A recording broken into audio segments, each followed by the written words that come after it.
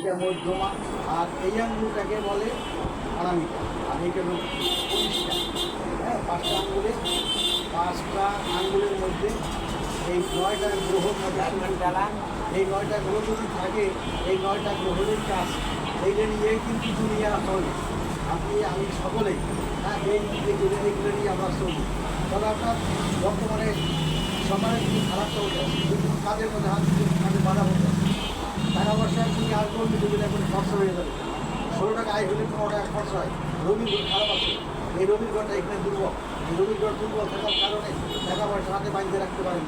বিপদাবদের মধ্যে পড়তে হয়। অনেক সময় দেখা যায় আপনি কামাই করছেন না, শনির ঘরটা দুর্বল আছে।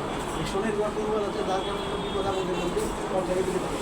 বিপদাবদের মধ্যে এই জিনিসটা কাইটে দেবে, আল্লাহ রহমত নাজের হবে, বিপদাবদ থাকবে না। তবে শরীর দশা কাটানোর জন্য আপনার এই আঙ্গুলে একটা গোমের পাথর ব্যবহার করবে। হ্যাঁ, বিপদ উদ্ধার থাকবে না, কাজকাম ভালো হবে, আয়ু উন্নতি হবে, মনে মনে যে আশা করুন তাতে এখন আপনার আমি হাতের কথা বললাম, যেগুলো যাই হোক আজকে এ পর্যন্তই, পরে আমার